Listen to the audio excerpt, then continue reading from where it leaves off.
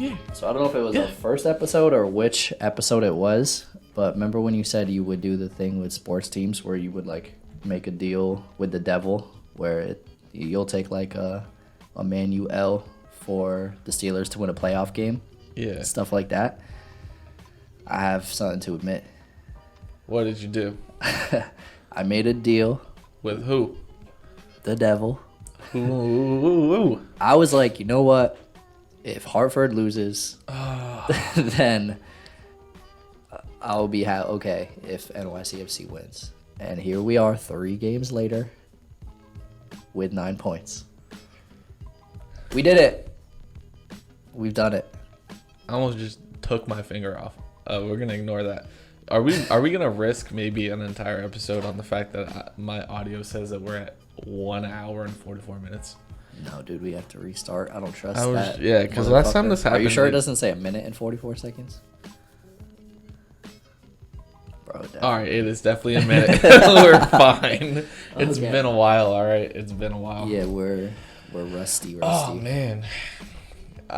It's like the second we started recording, I just got like so many feelings in my brain, and I don't know how to express them without sounding like a downer. You know what I mean? About the team? Yeah, because like we're winning, Mm-hmm. and I like that. I like winning. It's way better than losing. But it's like at the same time, does Ronnie even have a job if it's not Tennerholm popping off? Like I don't know. I was gonna get into this later, but why sign Messi when you have Tennerholm? Why? I mean, maybe just buy defenders so we have depth in defense. Yeah. Like if you look at the lineup from our last game, the subs, is there even a defensive sub that you can make outside of switching Sands to center back? Like I don't know. All right, well, let's whatever. Yeah, we'll get into let's that. pump Let's pump the brakes. Well, yeah, dude. let's pump the I brakes. just got on overwhelmed when we hit record. You know? the negativity because we are 3-0. No, I'm so happy to be winning. Like winning is so much more like better than losing. So let's try Definitely. to structure it and spend like maybe a couple minutes with the Chicago game, a couple minutes with the New England game, and then we have plans to touch on Messi, potentially some stadium news and how Messi might impact that, and then obviously we'll move on to Hartford, but that's later. So first off, the Chicago game. Right. I think that was. Which, actually, I just thought of this question. Did you like the New England game better or the Chicago game?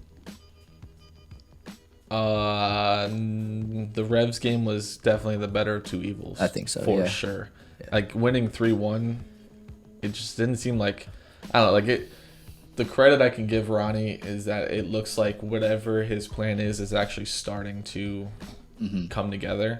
But at the same time, like you watch and you look at NYCFC tactics on Twitter, and they're actually breaking down our shape and how we're moving and what we're actually doing. And it's like Doesn't make sense though. doesn't make any sense at all. But at the end of the day, win's a win. Not to reuse that from last episode, but like wins are wins. I'll take them. Well, with that too, so New England is a way better team than Chicago. Not way better, maybe, but I would consider them stronger. Like, stronger in the moment, but we should always be beating the Revs no matter what. And Chicago, if they're on 7 games unbeaten, which who really cares? They're highlighting that. 5 of them were ties, so 5 of them ties. The best win that they had was a 2-1 win. Like, get out of my face with that. We should always be beating the Revs all the time. So like, but at the end of the day, like his shape and the tactics looked the most together in the second half of that game than I think they've ever looked. Yep. And I don't want to do the thing again where it's like the Toronto hype. Yeah. So that's why I guess we're I don't think we could really count the Red Bulls game. I feel like so with the Red Bulls episode we talked about how the exact thing that you just brought up, which was like it seemed like the players, so they had that conversation, or they were going to, and it seemed like the players had, at a very base level, started to buy into whatever the direction was that Ronnie was feeding them. And then, like you just said, it seems like they're now every game getting more familiar, and the results are showing that they are. I think they're believing in each other more than the system and the tactics. They're just like, all right, if we're all gonna be here, why not? Like, why not us? Why not go out and give our best effort and try to do whatever this dude's asking me to do? You know, whether that's Alex Ring at left wing and becoming the best winger in the MLS, the league, like better than Carlos Vela at times, I would say. Yeah. Like, so what? He's like, I'll do it, whatever. Yeah. If Well, we're winning. You know? The Chicago game was the debut of left wing Ring, and he got a goal there. That's pretty nice. I like that. Left wing Ring. I couldn't say that 5 times fast. I'm not even gonna try. I'll ruin the podcast. And we also saw, I don't know, was Matrita on right wing or was he playing more of a cam? Because I do whatever he was doing. That's where I like that's where he him belongs. that way. Yeah. I like him that way, where he's not just popping off. Like, I remember texting you, and there was a moment where normally Matrita would take on like 3 people, cut inside, and rip a curler that goes into the third stand. And instead, he just like made one move, pass, goal. Yeah, like, Keaton scored. Yeah, and it's like, that's all we've been asking. Yeah, he has the sauce to do that. Like, he has the ability to be a 10. Now, there's no world where he plays 10 over Maxi, but you know, he has the ability to do something like that. So I just think he's used to playing farmers. That could be absolute it, man. Farmers. I don't know who they have in He's Romania. used to being able to rip a shot and curl it, and the keeper's not really in position or good enough to make the save. Like, that's honestly probably Although what it is. a lot of his curlers aren't even being saved. It's just like, no, they're just off target. It's off target. Granted, he had that curler that bounced off the bar. Like, he's had some unfortunate bounces and stuff like that. But at the end of the day, the team has to be built around getting Hebert the ball, getting him in scoring form, and going from there. Like, build that team around Hebert, and we will win. Yeah. Or throw Tati in there, and he'll elbow somebody in the mouth until he scores. Yeah, that works. Whatever. Either way, if we're winning games, it doesn't matter how. I just want to win, man. I want to win all these games. Have they even released the phase 2 yet? No, I think they're working on it. No, I don't think so. But I think the bottom line with the Chicago and the New England game is that Maxi is as important as all the times that we didn't have him, that Ronnie was hyping him up. Like, he is absolutely the key to our team. I am the biggest offender of like slagging off Maxi and not really appreciating him the way I should. Like, I didn't appreciate him the way that, like, we both love Maxi and we always have. Yeah. But I remember watching games and like hearing the announcers say that we would be nothing without Maxi, and I'm like, Yeah. dude, you see our team, like, all this attitude, and then he's gone, and you're like, oh my god, we can't score. Like, he holds the whole we can't team even together. score. Like, we can't even get chances, really. We should have prepared like a little thing to know with Maxi on the field how many goals we've scored, and with him off the field how many. I'm surprised that no one has like taken that into account and found the numbers, because it's got to be like 1 to 7 or something. Because once Maxi came on in the Chicago game, like, he had an immediate impact. I think he either got an assist immediately. I don't think he scored, but he. Which game? Chicago. I think our second goal after I think he assisted. halftime, he immediately immediate assist. Immediately assisted. That was out to Tennerboom. Yeah, who is the player of the year for us? Just so good. Just graze over that. The best right back in the league, possibly in North America. Yeah, probably. Right now I don't see anybody else that's better than him. And then New England. That Tennerboom finish was filthy. Yeah, I mean, like, some strikers can't hit the ball like that. Beyond even, that goal was the least of his like spectacular things that he's done. Like, I don't even know what to call it, but you would think. So when Tinney hits that fake shot, cuts in an assist ring in Chicago, you would think New England might watch some film. They might say, hey, when Tinnerholm runs into the box, he's liable to hit a fake shot. Watch him for that. Doesn't matter. Literally same part of the field, same identical play pretty much. Tinnerholm does the same thing, runs in the box, fake shots, defender goes to the ground. Like, it's just... Yeah, I think it's really clear that he's been slandered for years. and not considered the best right back in the league when he clearly is. Yeah. He's best on the ball. He's like, I mean, I don't know. I don't remember what episode it was, but I remember us talking and just being like, bro, we got to rely on Tinnerholm. Mm-hmm. Like, we have to rely on him. Like, he's our Trent. Yeah. He's filthy. So, trying to think of what else about the New England game. So, after the game, one thing that I had just watched the press conference, like, I don't know, maybe a couple hours ago, and a lot of the analysts that were asking him questions, like, kept mentioning, like, this was a rotation lineup. How do you feel about these rotating things? Rotation lineup. Yeah, and I think after, like, the fourth or fifth person used the word rotation, Ronnie just, like, sits back in his seat. He's like, I don't know what you guys keep talking about with this rotation lineup. What do you He's mean? like, every game I play, who's gonna win us games? I guess, which, I mean, and this was maybe the first time where I really sided with Ronnie. I was like, you know what?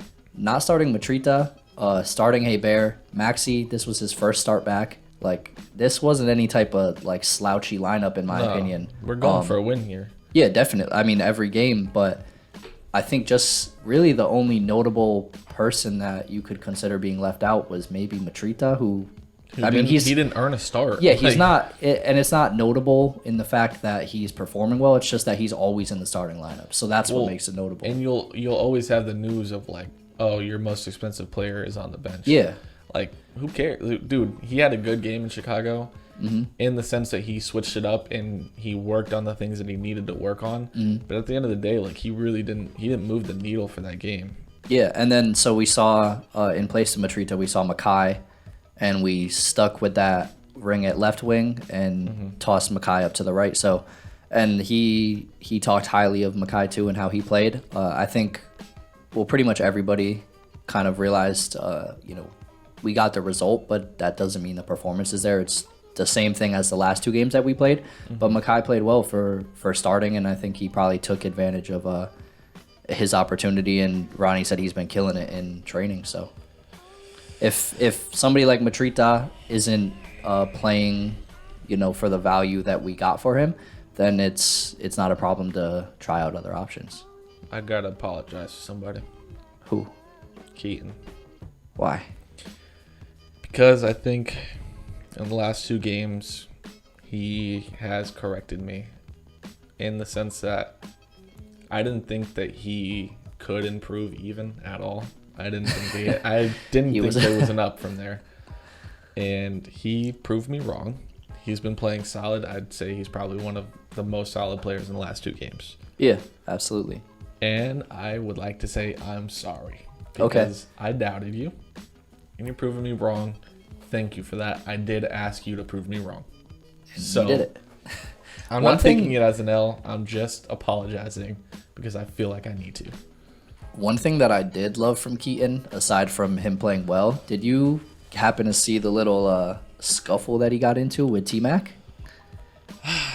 That felt... I don't know if I like that. Bro, that felt good to watch, I feel like. But I love T-Mac. But T-Mac died a little bit to me when we were watching the LA game with Pavon and they were playing New England, and like T-Mac was trying so hard to ruin our tournament. But that's how T-Mac has always played. He wears his heart on his sleeve. Like, I don't know. I guess it's just something about seeing like our players getting chippy towards the other team just gets me like fired up. Oh yeah, it gets me fired up. Yeah, for sure. And to see Keaton like puffing out his chest and being like, "Yo, T-Mac, like what's good, T-Mac?" Keaton's always about action. Yeah, he really is. He's about action. Yeah. Because he tried to fight the whole bench of one team during the MLS's back tournament. Yeah, and he wanted to fight everybody. Was Keaton around when T-Mac was? I think he maybe just missed him by like one off season or something, but I'm not sure.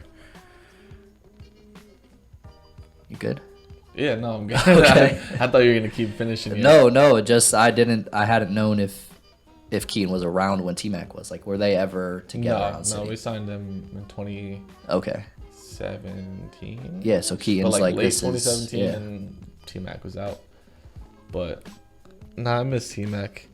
I mean, T-Mac, if you're doing a tier list, T-Mac he's up there in the midfielders, bro. Well, that was a little I don't even know what to call that. It was like a drop, I guess. Like, so we haven't talked about it at all, but we What you call segue, bro? a segue that would be a transition. We're gonna be probably posting this on Twitter with like the episode link or whatever. But we always saw like these tier listings for video games, for snacks, for whatever that people always make. I don't know. I just saw somebody fill it out for me getting excited right there. or even like for soda. Like some dude did a soda tier list. But we thought it would be cool to have like a tier list for New York City players. It's just something fun to do for like 20 minutes of all of our players. I'm not saying answer that. I'm saying the people at home. Yeah. Let us know what your number one is. So we're doing it in waves because we've had a lot of players play for City. So the first one just has like defenders and goalies on it. Really like fill it out however you'd like. It's just fun to go through and see, honestly, some names that I don't even recognize. I don't think that ever played really. Yeah, so it was a list. Squad. So we copped a list from Wikipedia, and I guess that was a list of players that have ever made an appearance. So there's some dudes with like probably one appearance on there, like 10 minutes, that you don't even know, but it's pretty cool. So probably upload that with the episode. One example though from the tier list that I thought of is like, you're gonna find players in there that you are gonna want to rate based on what they did at NYCFC. But I would almost say that you want to take into account what they did with NYCFC. And then maybe once they moved on, what they did. Yeah. Because in defenders, you're probably gonna want to put Tinnerholm, Chanot at the top. Yeah. But you got men like Angelino who did absolutely nothing at NYCFC. Like, right. He was a very quick flash. Like maybe he scored a goal or something like that. But then he goes overseas, PSV, and like just tears it up. Mm-hmm. He has some caps for City even. Yeah, he goes high up on that list for what he's done after NYCFC. Same with like Jack Harrison getting his team promoted. I mean, you could fill it out like literally any way you'd like. Like Poku, let's be honest, whenever the attacking one comes out, like Poku is in your S tier, but he has never banged in goals like Villa. So like fill it out by players that you man's like. gonna be in my top. As far high as you can go. So it's gonna be Poku. And I'm probably going to leave him in his own. Yeah. I mean, you guys, so you could fill it out with, just players you like or players that you think will have potential in the future. Because, so for the defense one that just came out last night, we got a brand new debut. So we had to throw Scully on the list. Now, he's only played 1 minute, but there are definitely defenders, not 1 minute, like 10 minutes, but there are definitely defenders that go below Scully, even though he's only played 10 total minutes for the club. It's wild to me that he's already got a transfer, and has never played. Didn't debut with us until last night. But granted, I think our academy plays other people, so there's gonna be scouts there, obviously. Yeah, well, we have one of the best academies. I don't know. Yeah. But just fill it out how you like. Share it with us on Twitter. We're gonna probably both fill out our own and throw them up on Twitter too when the episode drops. Film something for it. Yeah. Probably our maybe even own personal videos. Who knows? Yeah. So that would probably be just about everything with NYCFC. I feel, or their games at least. Yeah. And without getting too deep into Messi, because we could literally go hours and hours and hours about that.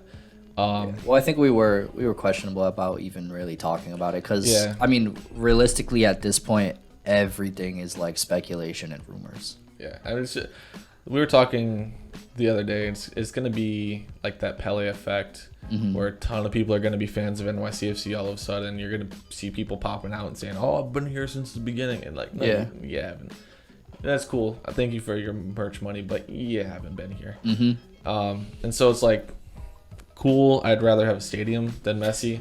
Yeah, I think that if anything good comes from Messi, aside from obviously like the performances that he'll bring and the skill, is we as a club and like City Football Group has to help us out with this, but we need to leverage Messi like as strong as we possibly can into getting ourselves a stadium.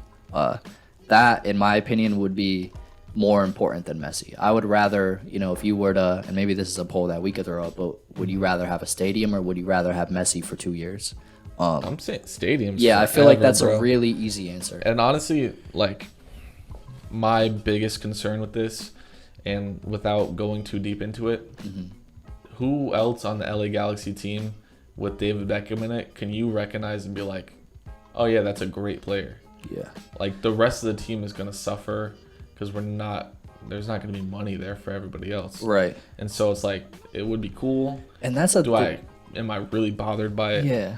With Not the really. Messi thing, that's the thing that I feel like the financials are just so, like, I don't even fully understand them. And this is probably something that nobody understands because all that stuff is so far from being solidified. But, like, I don't know. I just don't know, like, where that money comes from, how that affects. I don't think MLS has a salary cap. No. But just how that affects, because MLS has a ridiculous amount of like transfer rules that no league in the world has ever seen before. So just fitting him into that system, I'm sure they'll find a way because it only helps the league. But it just seems like there's so many like things to jump over to get to, Messi playing on the field for us in our uniform. Plus, waiting so long. Yeah, and it's gonna take a while. I mean, we're talking about if this deal was signed tomorrow, we're not even seeing him for 3-4 years. So it's nothing to get too crazy And about. He could literally decide after 2-3 years of playing at City that his legs are gone and he doesn't want to play anymore. Well, I think not only that, but I think part of it is coming to City is like an incentive-based thing. So he'll make an extra, from what we've heard rumored, he'll make an extra 250 mil for a signing bonus. That, in my opinion, would say that there's an opening where he could decline to come to City. So after he gets a signing bonus from Manchester and then 3 years at 100 mil salary, if you're looking at 400 mil and he's like, hey, I don't really feel like playing anymore. Yeah. Like, and I don't have to. Yeah. Like, financially, legacy, there's No if he reason to doesn't, play. So I think people are getting a little crazy, but it's cool to get all the publicity for the club. Like, there's nothing better. I mean, but even we're in a tough spot where it's like now, if we don't get Messi, and we're just kind of left with no Messi, no stadium, same thing for 4 years, it's like, was it worth even being mentioned in it? Yeah, well, to the public, like the casual person, it's just like we're the club that didn't get Messi, but like, oh, remember we were supposed to? Like, that would legit be what we are. Yeah, and it's just, I don't know.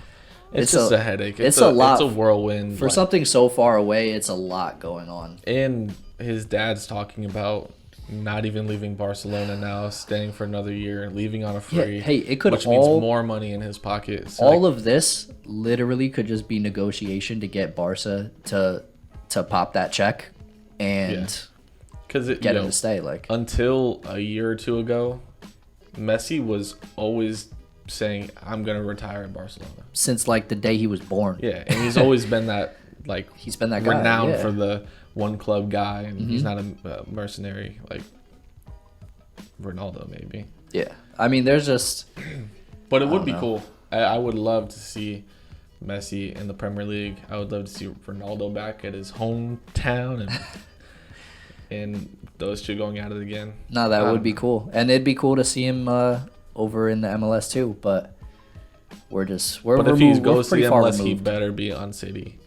Yeah, that's the only Like, way I'll be cool with that. And if he goes to like Inter Miami, they've got way too many weapons. And I don't understand. Is that Inter Miami? Yeah, with Oh so my Lord. somehow they've signed Finagle the Matuidi, bagel.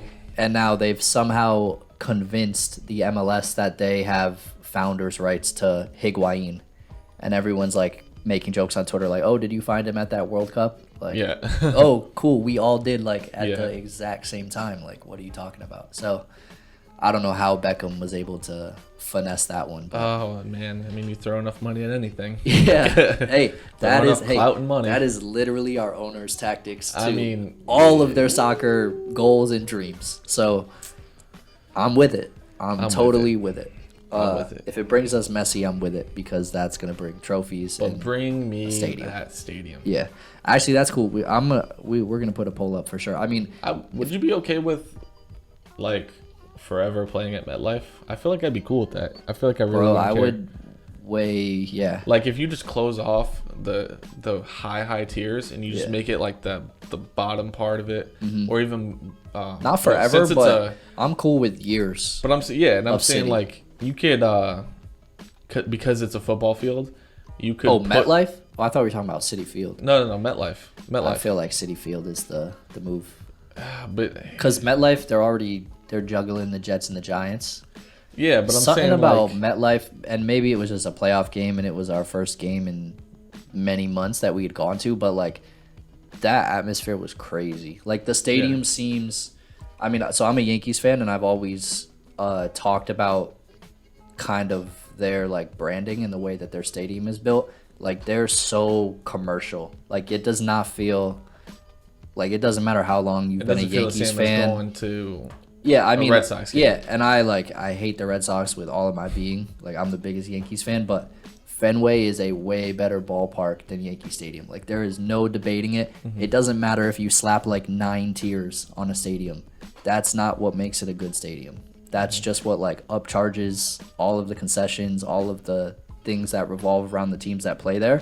Like having that home environment where you go there and they're like tradition, like history, like that is the coolest thing that you could have. And to me, that's sort of what Citi Field felt like. Like they have all the exposed bricks and stuff. It's a very, very smaller stadium than Yankee Stadium. It felt more like home to me than the 5 or 6 games that we've been to NYC playing at Yankee Stadium. So yeah, but my thing is you can turn MetLife into a way more personal feel than in rival the same feeling we had at the playoff game. Mm-hmm. It's like, with it being a football field, you have a little bit more room. I mean, I'm looking at it. There's not a ton of room. I would make it more personal. Yeah, I would just worry about I don't think the operations of that whole thing. And I don't want to be playing on a field that 2 football teams have just scuffed up for months and months. Everybody's those baseball guys don't really get down like that. Also, that's in New Jersey. We don't want to be dude. Red Bulls Part 2. We're gonna be fake.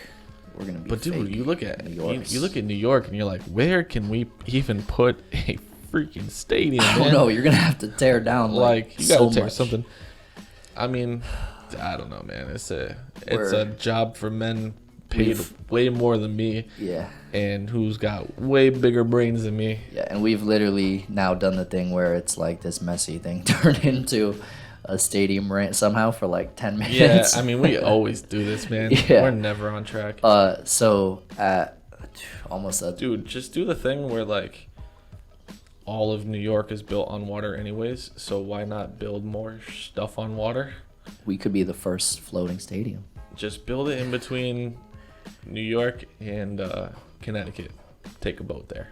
I'll say this to close out the stadium talk.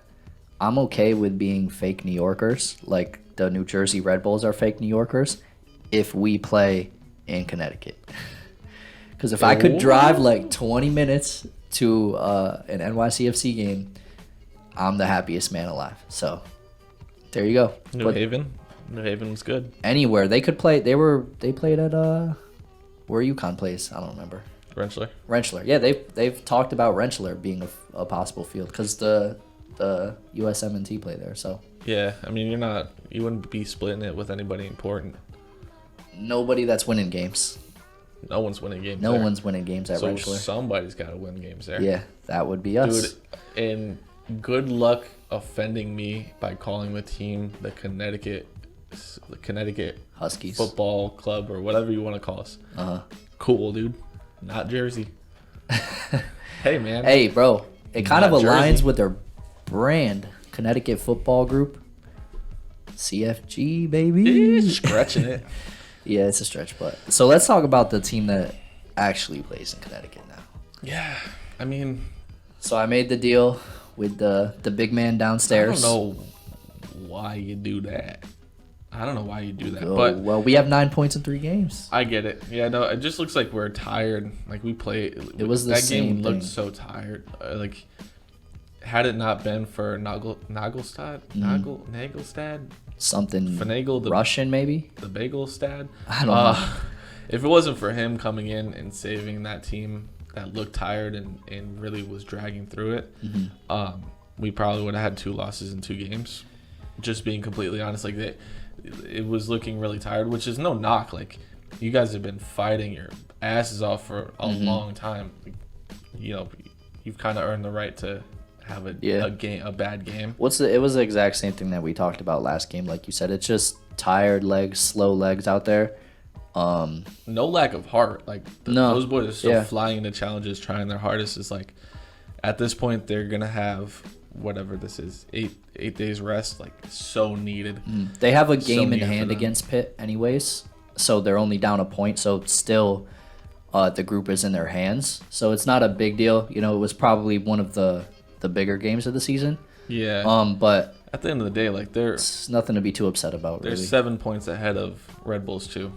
Like, I mean, nothing's guaranteed in life, and they have a game in hand. Yeah, and how deflating, like, within the first 10 minutes that Pitt wasn't supposed to have their starting keeper on the field anymore. So annoying. And for that, just so annoying.